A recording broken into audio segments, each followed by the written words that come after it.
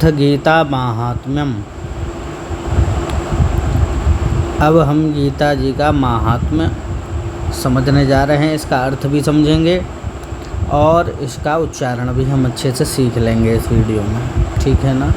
सभी लोगों की सुविधा के लिए वीडियो बनाया जा रहा है, अतः इस वीडियो को ध्यान से पढ़ें, ध्यान से सुनें। जो कोई भी ऑनलाइन क्लास में थोड़ा दिक्कत आती है तो हम उनके लिए ये एक वीडियो लाए हैं जिससे कि आप अच्छे से इसको पढ़ सकते हैं, क्योंकि गीता महात्म्य गीता जी से पहले पढ़ा जाता है।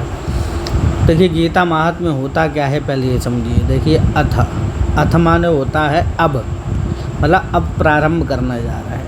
अथ शब्द प्रारंभवाचक है, वैसे तो कई अर्थों में होता है, अनंतर या वाचक होता है, और यहाँ अथ मतलब प्रारंभ करने जा रहे हैं, सीधा सीधा अर्थ ये समझिए। गीता और महात्म्यम दो शब्द इसमें हैं, मतलब भगवद गीता जो है भगवान के द्वारा कही गई है, उसका जो महात्म्य है वो इसके अंदर दिया गया है, इसलिए इसको बोलेंगे गीता महात्म्यम। तो गीता अथ मतलब प्रारंभ कर रहे हैं किसको? गीता महात्म्यम को। महात्म्य का मतलब होता है जिसमें महत्वता बताई जाए, जिसकी विशेषता बताई जाए। क्यों? किसी भी व्यक्ति में रुचि हमारी कब होती है? जब हम उसकी महिमा को जान लेते हैं। तो ऐसे ही गीता में प्रवृत्ति हो जाए, श्रोताओं की प्रवृत्ति हो जाए, उनमें श्रद्धा भाव जागृत हो जाए, इसके लिए महात्म्य को कहते हैं। तो अब गीता जी के बारे में बताया जा रहा है कि गीता शास्त्र को पढ़ने से क्या होता है, गीता क्यों श्रेष्ठ है, इसका सब आपको यहाँ पर उत्तर मिल जाएगा। चलिए प्रारंभ करते हैं। गीता शास्त्रमेदं पुण्यं यः पठेत् प्रयतः पुमान् विष्णोः पदमवाप्नोति भयशोकादिवर्जितः। गीता शास्त्रम इदम, देखिए दो शब्द हैं इसमें, वैसे तीन शब्द हैं, पर गीता शास्त्रम इसको अलग कर लेंगे और इदम को अलग कर लेंगे। कह रहे हैं कि इदम गीता शास्त्रम, ठीक है ना। यह पठेत, जो इस गीता शास्त्र को जो पुण्यम है, क्या है? पवित्र करने वाला है ना। जो पुमान मतलब जो इंसान, स्त्री पुरुष जो भी हैं, वो क्या करेंगे? यह पठेत, जो इसको पढ़ता है, प्रयतः का तात्पर्य होता है कि अत्यंत प्रीतिपूर्वक, मतलब प्रेम पूर्वक जो भी इस पुण्य शास्त्र को पढ़ता है। गीता शास्त्रम इदम, गीता शास्त्रम पुण्यम, यह पठेत प्रयतः, प्रीतिपूर्वक जो पुमान पढ़ता है तो क्या होता है? बोले विष्णोः पदम अवाप्नोति। देखिए यहाँ पर भी दो पद हैं, पदम कर देंगे अलग और उसमें से निकल जाएगा तो अवाप्नोति। तो वो क्या होता है? बोले विष्णु का, भगवान विष्णु का पद को प्राप्त करता है, परम पद यानी वैकुंठ को प्राप्त करता है। आपनोति, जो कि कैसा वो पद है?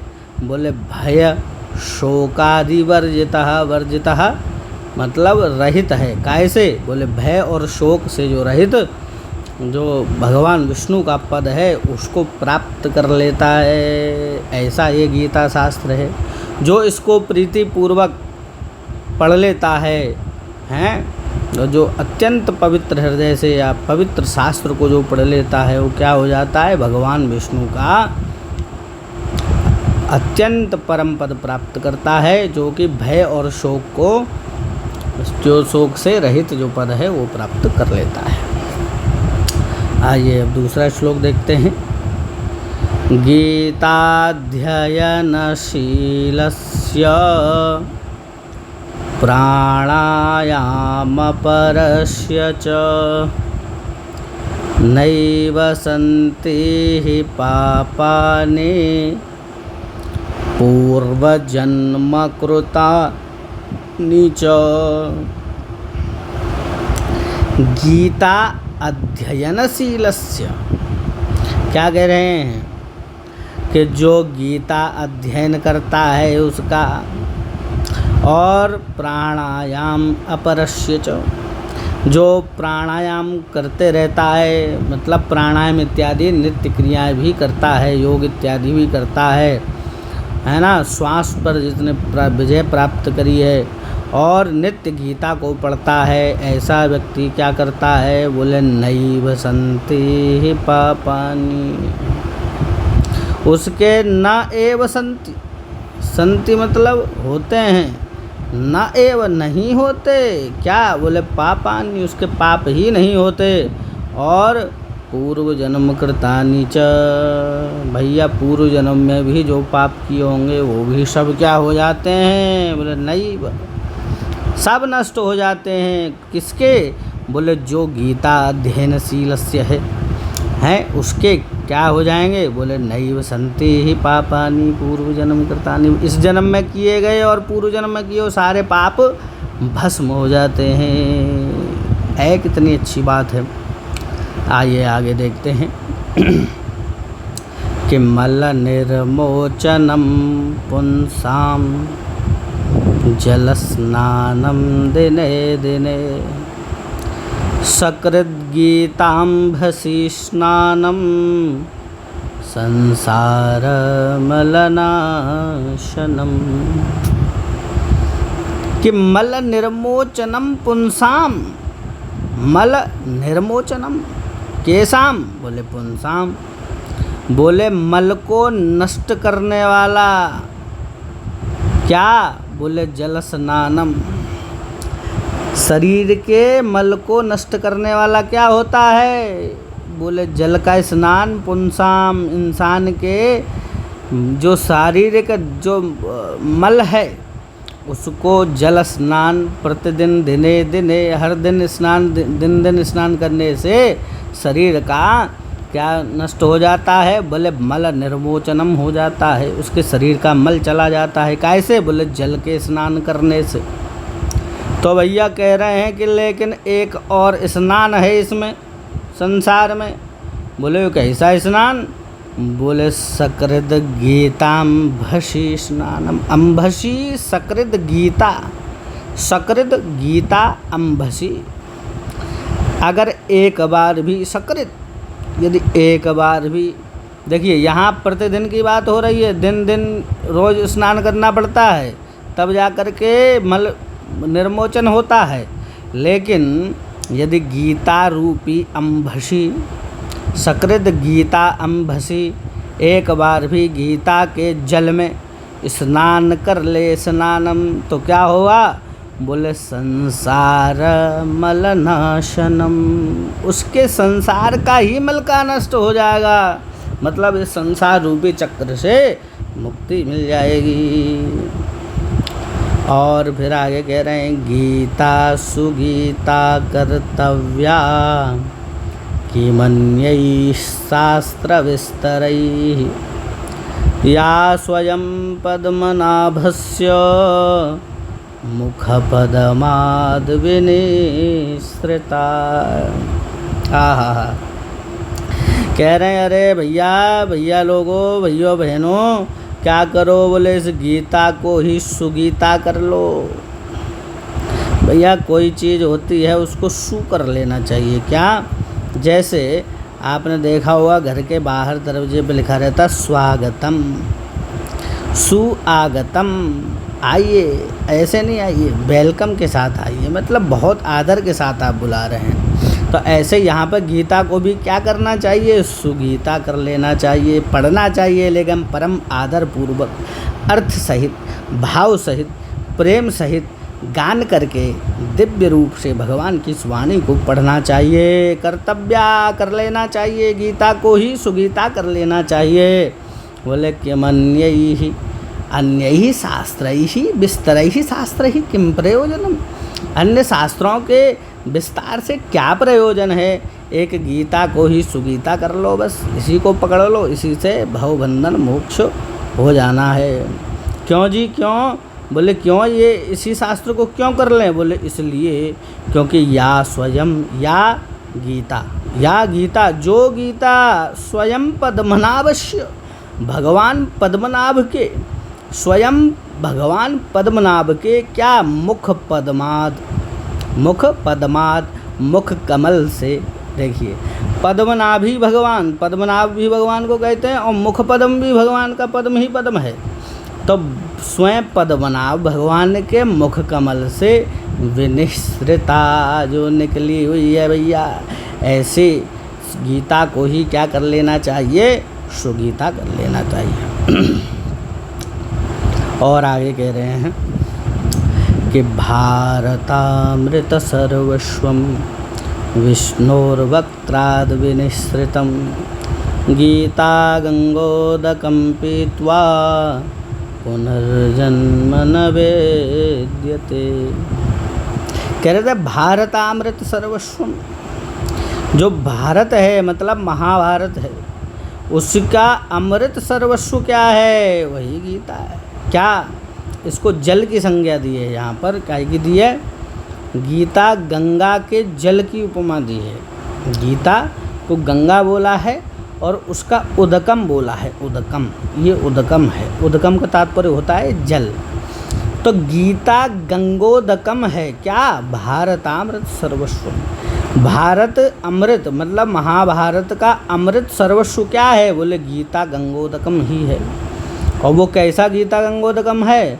बोले विष्णोर्वक्त्राद् विनिसृतम, जो भगवान विष्णु के मुख से, वक्त्राद् मतलब मुख से, विष्णोर मतलब विष्णु भगवान मतलब श्री कृष्ण भगवान के वक्त्राद् मुख से विनिसृतम निकला हुआ वो जल है। तो क्या होगा? बोले गीता गंगोदक, ऐसा गीता गंगोदकम पीत्वा, पी करके बोले क्या होता है? बोले पुनर्जन्म न विद्यते, फिर पुनः इस जन्म नहीं लेना पड़ता भैया, जन्म होता ही नहीं दोबारा। एक बार हो गया तो यह सीधा मोक्ष होता है, भगवान के चरणों में स्थान मिलता है। आगे कह रहे हैं कि भैया अब इस शास्त्र को दुग्ध की उपमा दी गई। क्या? दुग्धम। पढ़ लेते हैं श्लोक। बोले सर्वोपनिषदो गावो दुग्धा गोपालनंदनः पार्थो वत्सः सुधीर्भोक्ता दुग्धम गीतामृतम महत्। बड़ा ही सुंदर श्लोक है। कह रहे हैं कि सर्वोपनिषदों गावो, जो सभी उपनिषद हैं वो क्या है? गाय बना लिए जाएं, गाय बना लिए गए। और दोग्धा, जो गाय दुहने वाला होता है, दोग्धा जिसको दोग्धा बोलते हैं, वो कौन है? गोपाल नंदना, भगवान श्री कृष्ण ही उस गाय को दोहने वाले हैं। उपनिषद गाय हैं, दोहने वाले गोपाल। अच्छा, पार्थो वत्सा, बिना वत्स के गाय दूध नहीं देती, चाहे कितना भी जोर लगा ले महाराज, तो बछड़ा अर्जुन जैसा होना चाहिए। पार्थो वत्सः, अर्जुन जैसा जब श्रद्धालु अधिकारी मिलेगा तब वो जो है दूध माता प्रदान करेगी। तभी श्री कृष्ण भगवान ने भी तभी दूध निकाल पाए जब अर्जुन जैसा श्रोता उनको मिला। तो सभी उपदेशों का, सभी उपनिषदों को गाय बनाया और दोग्धा भगवान खुद दुहने वाले बने और अर्जुन को वत्स बनाया। वत्सः पार्थो, ठीक है। और सुधीर भोक्ता, जो अच्छी बुद्धि वाले हैं, जो भक्त हैं, भगवान के चरणों से लगे रहते हैं, जो सदा सेवा करते हैं, वही क्या है? इसके भोक्ता हैं महाराज, दूध को पीने वाले हैं। दुग्धम गीतामृतम महत्, इस प्रकार का जो दूध है, गीता अमृत रूप जो दुग्ध है, ये बड़ा ही महान है। इसी महान दूध के पीने वाले कौन हैं? बोले सुधी, जिनकी सुधी, धी माने बुद्धि, सु मतलब बहुत अच्छी जिनकी बुद्धि है, जो सदा भजन में लगे रहते हैं, एकमात्र श्री कृष्ण को ही अपना अवलंबन मानते हैं, वही सुधी हैं। तो भैया ये हुआ यहाँ तक। अब आगे चलते हैं। एकम शास्त्रम देवकी पुत्र गीतम एको देवो देवकी पुत्र एव एको मंत्रस्तस्य नामानि यानि कर्माप्येकं तस्य देवस्य सेवा। कह रहा है ये सारे संसार में एकम शास्त्रम, एक ही है। कौन सा? देवकी पुत्र गीतम, जो देवकी पुत्र भगवान श्री कृष्ण ने गाया है, एक ही शास्त्र है। और एको देवो देवकी पुत्र, और देवता भी संसार में पूजनीय कौन है? बोले वही देवकी के पुत्र, मतलब श्री कृष्ण भगवान ही देव हैं। एको मंत्र तस्य, एक ही मंत्र है।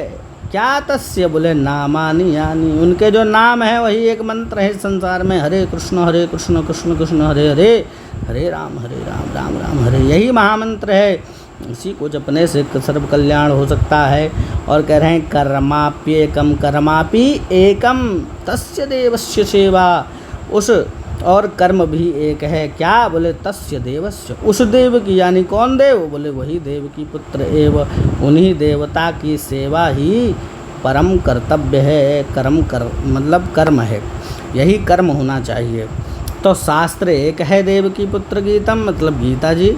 और एको देवो देवकी, देवता भी एक ही है जो कि देवकी के पुत्र भगवान श्री कृष्ण हैं। और एको मंत्रस्तस्य नामानि, यानी मंत्र भी एक ही है, उनके नाम। और कर्म भी एक ही है। कौन सी? बोले तस्य देवस्य सेवा, उन भगवान श्री कृष्ण की सेवा करते रहो, यही इस गीता जी का महात्म्य है। तो आप लोगों को उम्मीद करता हूँ आपको ये समझ में अवश्य आया होगा। बड़ा ही मेहनत किया है इस वीडियो में। इसको जो अगर आपकी एक भी समझ में आ गया होगा तो मैं इस वीडियो को बनाना सफल समझता हूँ। जय जय श्री कृष्णा, जय जय श्री राधे। आप ऐसे पढ़ते रहें खूब अच्छे से मन लगा करके और आगे बढ़ें। जय जय श्री कृष्ण।